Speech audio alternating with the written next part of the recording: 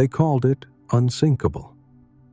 But the universe, it seems, has a dark and mocking sense of humor. Our story begins not in a shipyard, but in the quiet study of a little-known writer. The year is 1898. Morgan Robertson, a former sailor with weathered hands and eyes that had stared across too many empty horizons, sits at his desk. The flicker of a lamp throws shadows across the page as he writes a novella called Futility. In its pages, he describes a marvel of engineering, the largest ocean liner the world had ever imagined, a floating palace of steel fitted with the latest technology, draped in the luxuries of the age. It is British, it is colossal, and the papers in his fictional world declare it the very thing human progress had promised: unsinkable. And yet, in his story, this mighty vessel, carrying the wealthy, the titled, the untouchable, meets its fate on a bitter April night. A collision with an iceberg in the frigid North Atlantic. The great ship groans, shudders, and slips beneath black waters. Hundreds, no, thousands, are lost. Not because the sea was merciless. The sea has always been merciless. But because there were not enough lifeboats. There never were. In Robertson's tale, the ship is called the Titan. If your mind is already buzzing, fast forward with me 14 years. The year is 1912. The White Star Line launches its pride, its glory, the RMS Titanic, the largest ship ever built. A vessel so vast, so advanced, that newspapers and even its builders declare it practically unsinkable.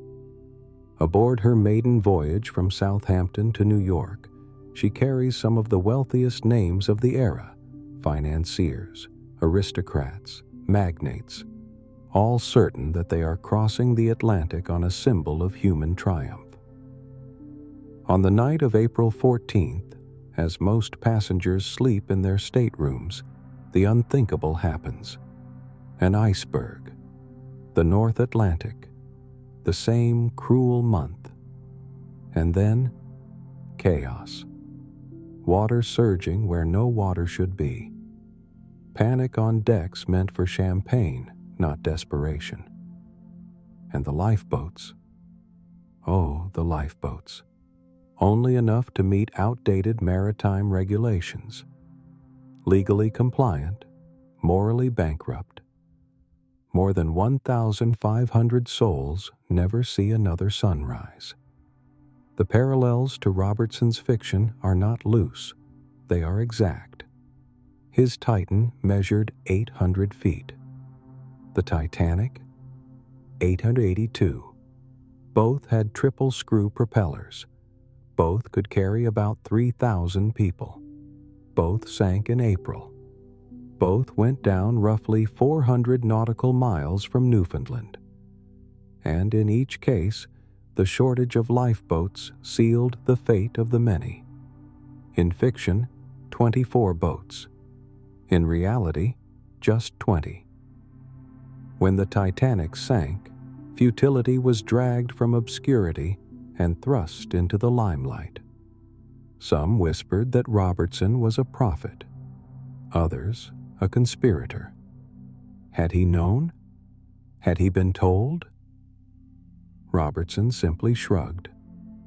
He was no psychic, he insisted.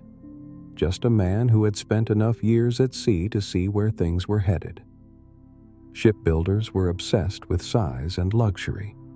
The North Atlantic in April was infamous for drifting ice, and maritime laws, stubborn relics of another century, had not kept pace with the scale of the ships now built.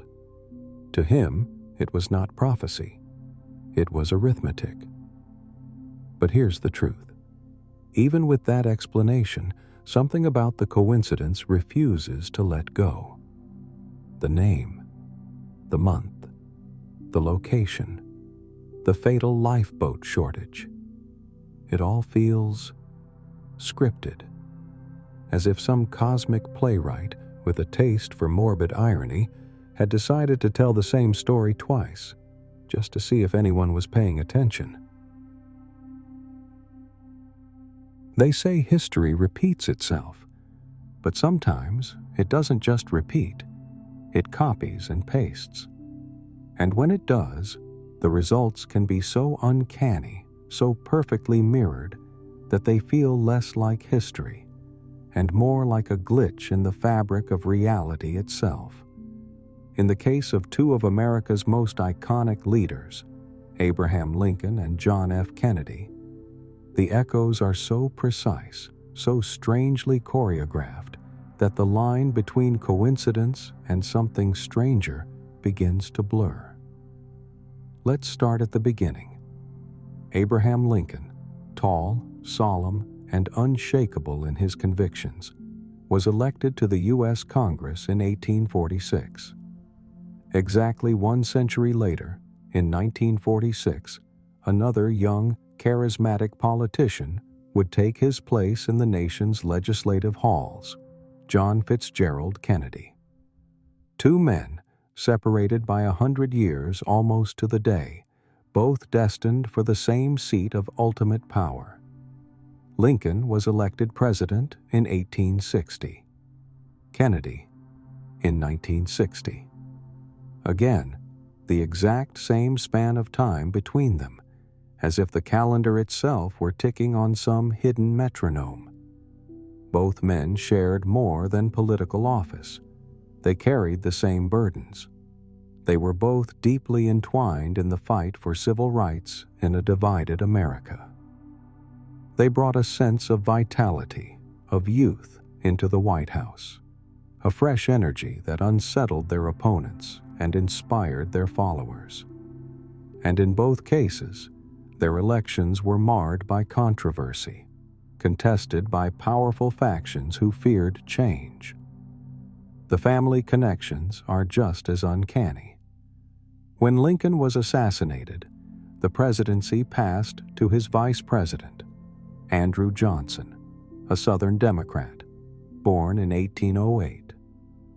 When Kennedy was killed, his successor was also a Southern Democrat, Lyndon B. Johnson, born exactly 100 years later in 1908.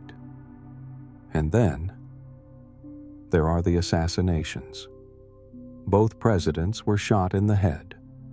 Both died on a Friday.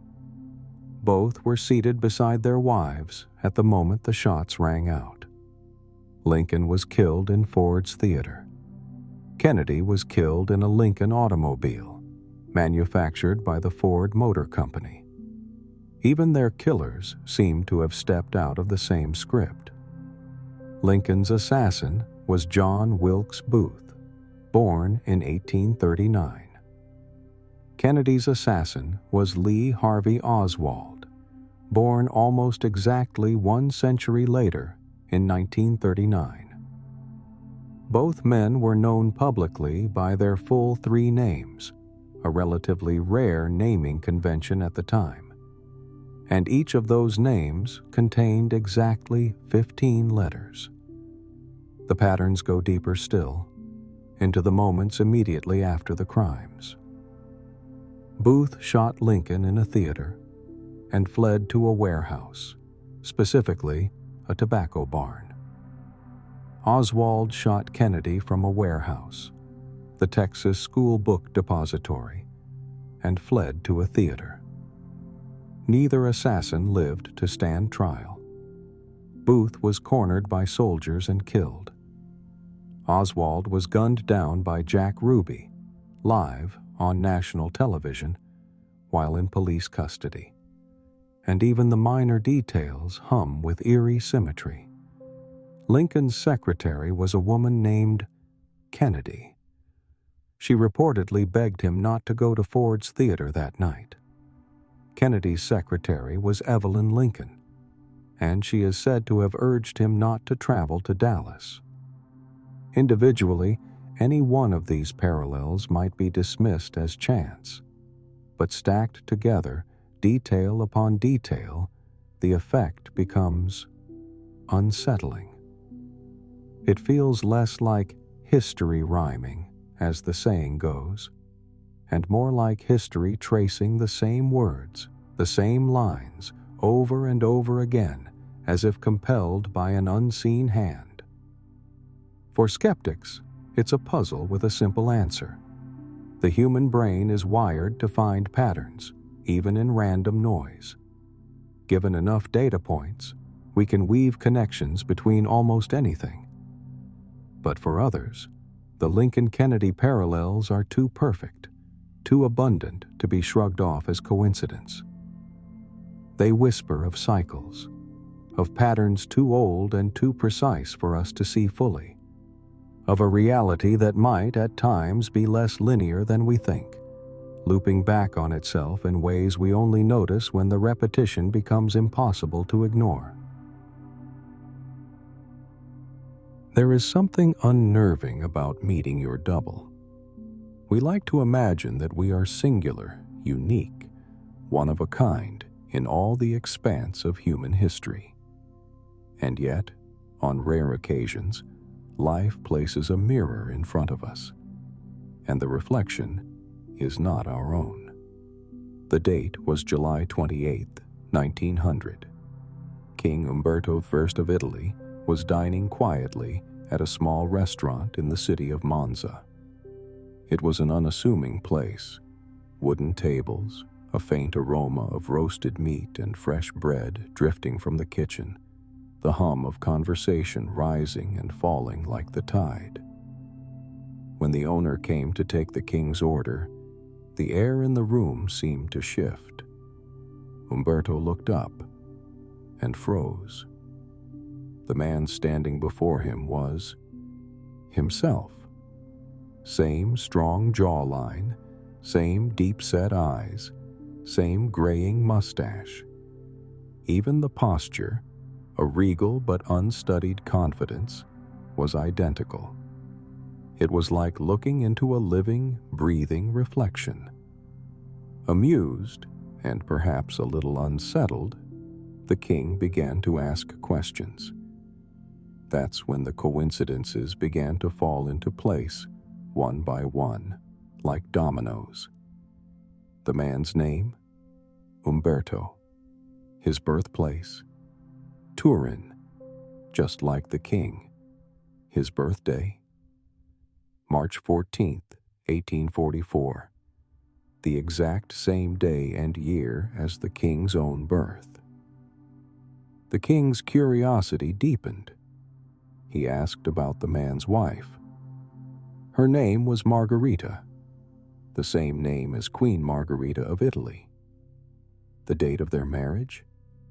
The very same day the royal wedding had taken place. By now, the king was leaning forward, every answer pulling him deeper into the strangeness of the encounter.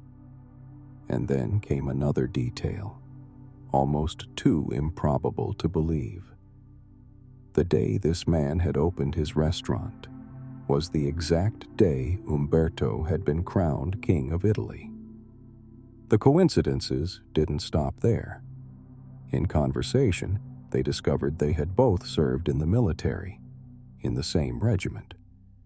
The difference was that the king had been decorated for his service, while the restaurateur had never received recognition. Umberto felt a sudden kinship with his double, a sense that this man was, in some impossible way, a parallel version of himself. Right there, over the small dining table, he promised to make the man a Knight of the Crown of Italy. And before leaving, he invited him to attend an athletic event the following day, as his guest of honor. The next morning, July 29, 1900, King Umberto searched for the familiar face in the crowd, but the seat reserved for his double was empty. An aide approached with grim news. Earlier that very day, the restaurateur Umberto had been shot and killed in a dispute on a street not far from the event. The king was still processing the shock when the final, fatal echo came. As he offered words of sorrow, a man in the crowd, an anarchist named Gaetano Bresci, pushed forward. A revolver flashed. 4 shots rang out. One struck the king in the heart. He was dead within moments. 2 men, 2 lives, born on the same day, married on the same day, sharing names, faces, and milestones. And now, both gone, within hours of each other, both felled by an assassin's bullet. This was not the playful coincidence of a shared birthday or a mirrored career. This was a thread, taut, deliberate, almost malicious, weaving 2 lives together from birth to death. A reminder that sometimes the strangest patterns in life do not amuse, they haunt. Some coincidences feel playful. A wink from the universe, a pattern so strange you can laugh at its audacity. But others feel darker, like a shadow passing over the page of history, whispering that fate is not always kind. From kings who meet their doubles to lives that mirror each other in perfect, fatal symmetry, we now set sail into a different kind of story. One where fiction seems to bleed into reality, not in whimsy, but in horror. The year was 1838. A man named Edgar Allan Poe, already known for his strange and macabre tales, decided to attempt something different, a full-length novel. It would be his only one. The narrative of Arthur Gordon Pym of Nantucket. It began as an adventurous, often chaotic sea voyage, but like much of Poe's work, it drifted inevitably toward the darkness. In its final act, the ship Grampus is wrecked in a violent storm. 4 crewmen survive, clinging to life in an open boat. They drift for days, the sun blistering their skin, their lips cracked with thirst, their minds dull with hunger. And then, Poe writes the scene that chills even seasoned readers. The men, driven beyond reason, decide that one of them must die so the others may live.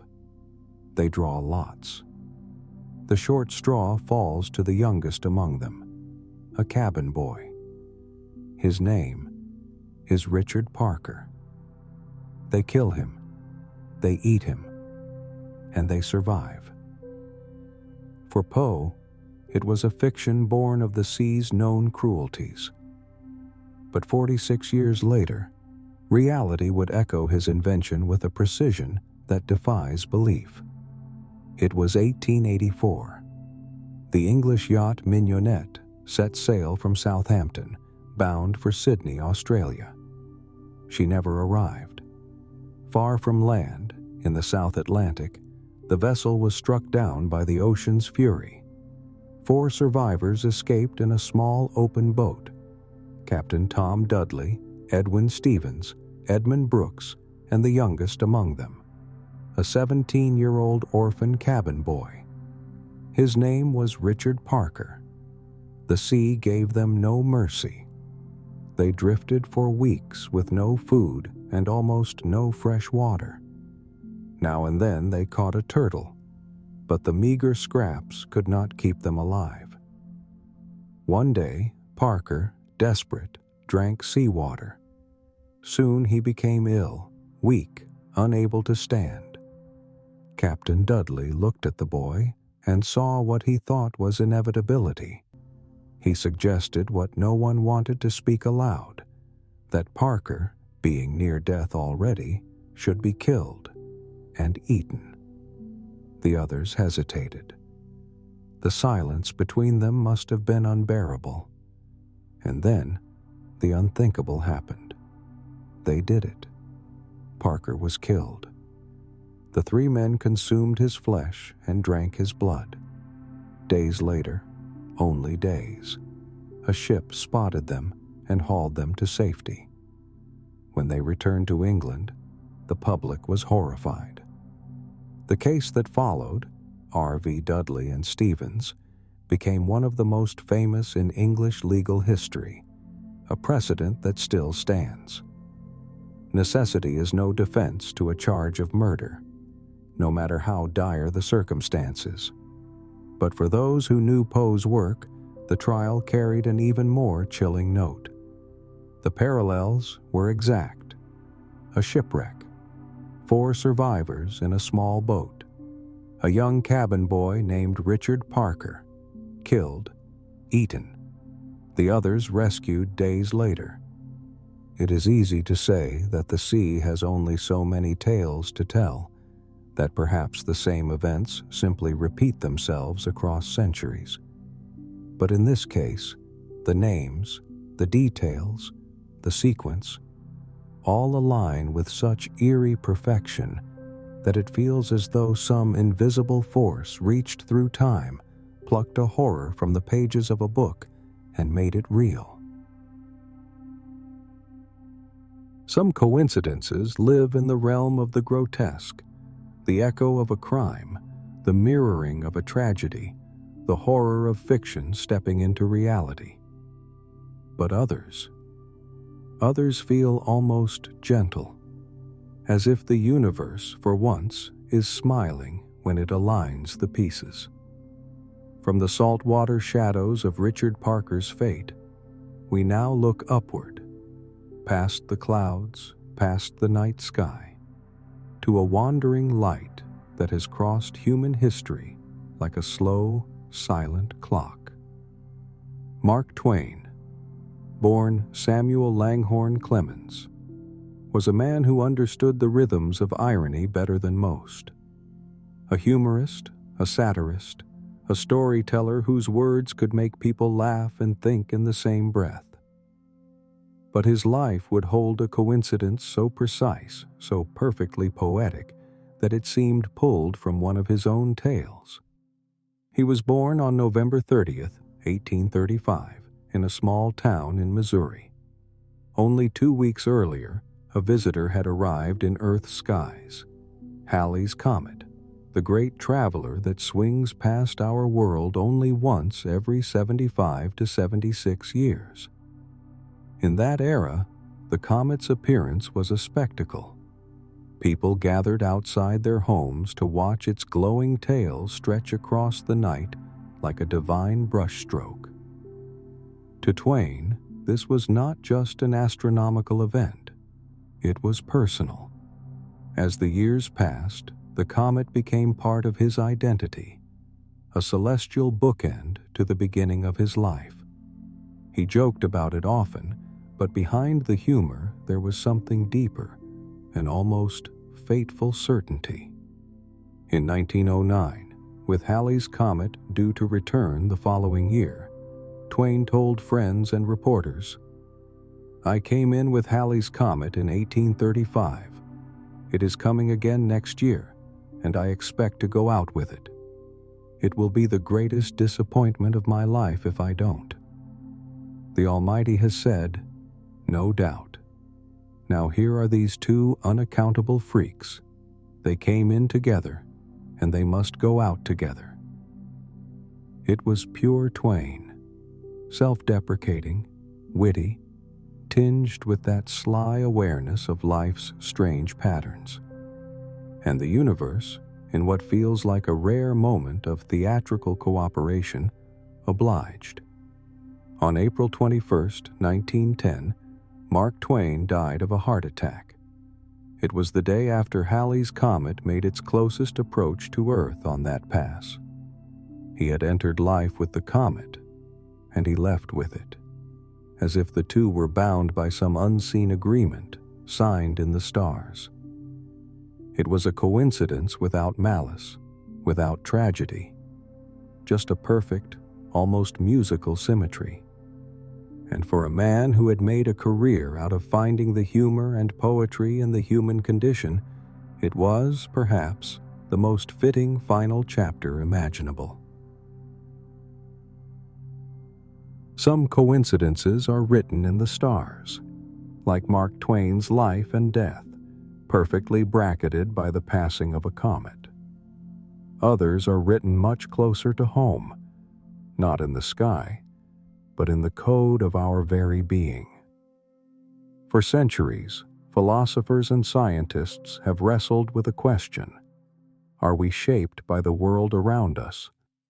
Or are we, in some deep and invisible way, already scripted at birth? Is the self something we become, or something we uncover?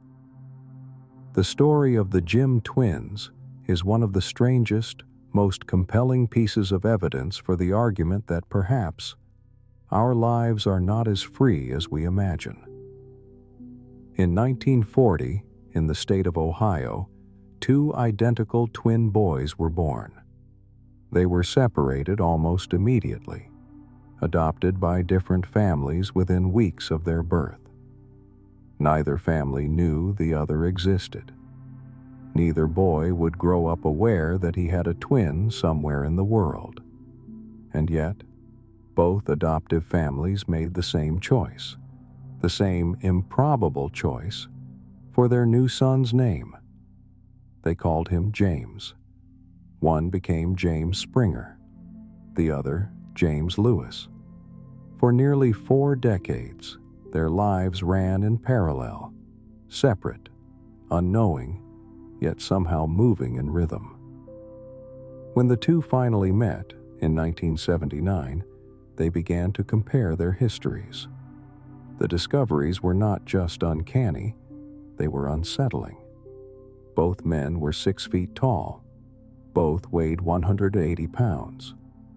As boys, both had a dog named Toy. Both had loved woodworking and mechanical drawing. Both had excelled at mathematics in school, and both had been equally poor at spelling. The echoes in their adult lives were even stranger. Both had married a woman named Linda. Both had divorced their Lindas, and then married a woman named Betty. Both had a son named James Allen, though one spelled it Allen and the other Allen. They had pursued the same work, part-time sheriff's deputies. They smoked the same brand of cigarettes, Salem's. They drove the same model of light blue Chevrolet. Even their health mirrored one another. Both suffered from tension headaches. Both bit their nails. Both gained, and later lost, 10 pounds at almost exactly the same time in their lives. And when they finally took vacations, they chose the same small beach in Florida. The story of the Grimm twins drew the attention of researchers at the University of Minnesota, where they became part of a landmark study on identical twins raised apart. The conclusions were startling.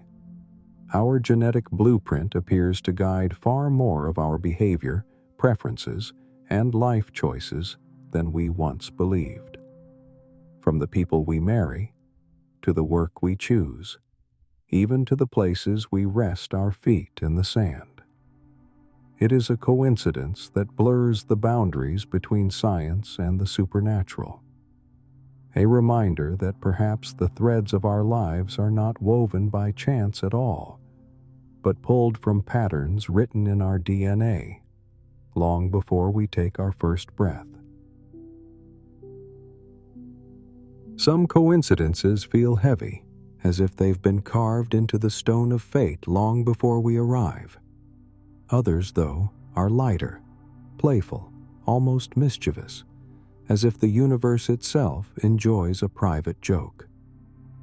From the mirror lives of the Grimm twins, we step into a story where chance feels almost alive. It was the early 1970s. Anthony Hopkins, still years away from becoming a household name, had just been cast in a film adaptation of George Pfeiffer's novel, The Girl from Petrovka. Hopkins was the kind of actor who prepared deeply, immersing himself in the worlds of his characters. Naturally, he wanted to read the book before filming began. There was just one problem. He couldn't find it. He searched bookstore after bookstore across London. No luck. Not a single copy. It was as if the novel had simply vanished from the city. Disheartened, Hopkins made his way to Leicester Square tube station to head home. He sat down to wait for his train, and then noticed something on the bench beside him. A book. Left behind, forgotten, its cover facing up. He picked it up. It was The Girl from Petrovka. The odds of finding a copy like this, at the exact moment he needed it, were astronomical. But the story wasn't finished. 2 years later, while filming was underway, Hopkins found himself in conversation with the author, George Pfeiffer. In passing, Pfeiffer mentioned something curious. He didn't even own a copy of his own book anymore. He had once had a special copy, heavily annotated, filled with his own handwritten notes in the margins. But he had lent it to a friend, who had then lost it somewhere in London. Hopkins froze. He remembered the book he had found in the tube station, a book that, yes, had strange notes scribbled in the margins. Intrigued, he went to retrieve it. When he handed it to Pfeiffer, the author's eyes widened. He turned the pages slowly, recognizing each mark, each word, each note. It was his book. The very same copy he had lost years earlier. The author had written it. A stranger had lost it. An actor, desperate to read it, had found it. In the exact city, at the exact time, in the exact place where he happened to be. It was a perfect loop. Not just a stroke of luck, but a closed circle. A story that had somehow written itself backwards and forwards until every piece clicked into place. A reminder that sometimes the things we are searching for may already be on the bench beside us, quietly waiting to be noticed. Some coincidences feel warm, like a lucky break. The right book, the right moment, the perfect loop that leaves you smiling. But others are carved from harder stone. They carry a weight. They are measured not in smiles, but in loss. From a book that found its way home, we now turn to a monument of concrete and steel, and to the human lives bound, with eerie precision, to its history. The Hoover Dam, a triumph of 20th century engineering. It rose from the harsh Nevada desert and the roaring Colorado River, a man-made wall holding back a force of nature. Its construction was brutal. It consumed millions of dollars, years of labor, and, tragically, dozens of lives. The official death toll stands at 96. Some died from falls, others from machinery, some from the relentless desert heat. But among those numbers is a story so precise, so sharply symmetrical, that it feels almost scripted. The first life lost in the dam's story belonged to a surveyor named J.G. Tierney. It was December 20th, 1922. He was working in the turbulent waters of the Colorado River, scouting for the ideal site to build the dam. A sudden accident. The current pulled him under. He drowned. The work continued for 13 more years. Towers rose. Concrete was poured in staggering quantities. A new American landmark was taking shape. Then came December 20th, 1935. The project was nearly finished. On that day, exactly 13 years to the day after the first death, the final official fatality occurred. The man's name was Patrick Tierney. He was an electrician's helper. While working high on one of the intake towers, he fell to his death. Patrick Tierney was the son of J.G. Tierney. Father and son. 2 lives, bookending the construction of the Hoover Dam. Both lost on the same date, 13 years apart, in the service of the same project. It is a coincidence so precise, so cruel, that it's hard to see it as mere chance. It feels instead like the dam itself, this massive, immovable structure, had somehow absorbed their story, their names, their loss, into its foundation. A reminder that behind even the grandest human achievements, there are threads of history woven in blood and grief. Some coincidences feel carved from stone, as though they belong to the history of a place, like the Tierneys and the Hoover Dam. But others are written in the air, fleeting and unfathomable, their logic dissolving the moment you try to hold it. From the arid desert of Nevada, we travel to a small, quiet town in Finland, where a coincidence unfolded that still chills those who hear it. It was 2002, in the town of Raahe. A 70-year-old man was riding his bicycle, attempting to cross a busy highway. The road was straight, the traffic heavy. In a heartbeat, tragedy struck. A truck collided with him. He died instantly. It was the kind of accident that is all too common. A single, sharp fracture in the quiet rhythm of an ordinary day. But what happened next defied explanation. Just 2 hours later, on the very same stretch of highway, another man, also 70 years old, was riding his bicycle, attempting the same crossing. He too was struck by a truck. He too died instantly. And the accident occurred less than a mile from where the first man had fallen. When police began to investigate, they uncovered something that stopped them in their tracks. The 2 men were identical twins. They had been born together, shared a childhood, and then gone on to live separate adult lives. They did not live in the same home. They did not spend the day together. They had no contact with each other about their plans. And yet, on the same day, within the same hour, on the same stretch of road, both met the same fate. Officers on the scene described the feeling as eerie. One was quoted as saying it sent a shiver down the spine. It's the kind of coincidence that makes you question everything you think you know about probability, about chance, about the independence of events. Were they simply 2 parallel lines meeting their end by accident? Or was there some invisible symmetry pulling them to the same point at the same time?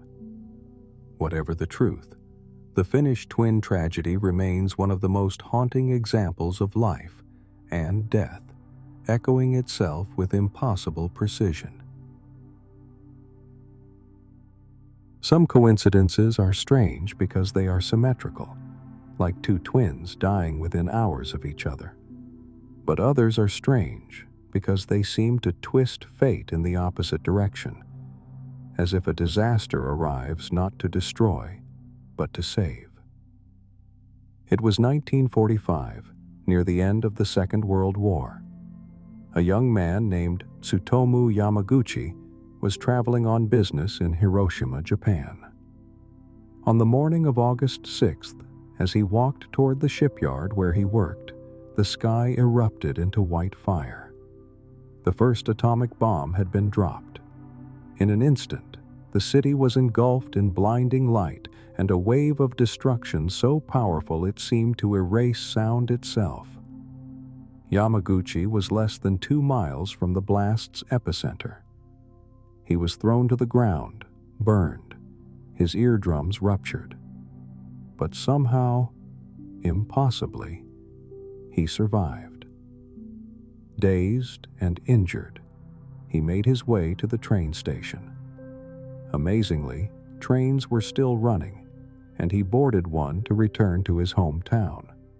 That hometown was Nagasaki. 3 days later, on August 9th, Yamaguchi went to work again, determined to report for duty despite his wounds. As he was describing to his superior what had happened in Hiroshima, another blinding flash lit the sky. The second atomic bomb had just been dropped, this time on Nagasaki. Yamaguchi was again within 2 miles of the blast. Again he survived.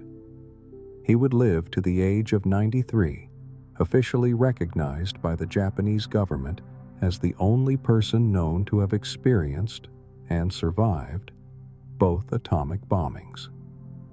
And here's where the coincidence bends into something even stranger. His transfer to Hiroshima had been temporary. He was only scheduled to be there for a few days. If the bomb had been dropped 1 day later, he would not have been in Hiroshima at all. He would have been in Nagasaki for both attacks, almost certainly killed in the first. It was the Hiroshima bombing, an event that should have ended his life, that instead moved him out of Nagasaki just long enough to survive the war. It's a cruel kind of symmetry, a reminder that coincidence is not always clean or poetic. Sometimes it is tangled, a thread that leads you into danger only to lead you back out again. We've just walked through 10 of the strangest, most precise coincidences in human history. Some were tragic, some were poetic, some seem to defy every scrap of logic we have. But here's the truth, at least the truth as mathematics sees it. There are more than 8 billion people alive right now. Billions more have lived before us. Every second, across every continent, an unimaginable number of events are unfolding. Choices being made, accidents happening, conversations starting, lives beginning and ending. When the numbers are that big, probability begins to stretch. It's no longer just possible that impossibly specific patterns will emerge. It's inevitable. The Titanic and the Titan, Lincoln and Kennedy, twins living in perfect parallel, a book that finds its way back to its author. We remember these stories because they're rare, but they exist because, in the vast lottery of life, some tickets will always have the winning numbers. Statisticians have a name for it: the law of truly large numbers. It says that with a large enough sample size, any outrageous thing is likely to happen, eventually. Not because the universe is winking at us, but because chance itself, when multiplied by billions of opportunities, starts to look like design. And yet, knowing that doesn't make these stories feel any less strange, because behind every probability is a person, a life, a moment where the impossible wasn't just a number in an equation. It was real. It happened, and it happened to them. Perhaps that's why we keep collecting these tales. They remind us that even in a world run by logic and mathematics, there is still room for wonder.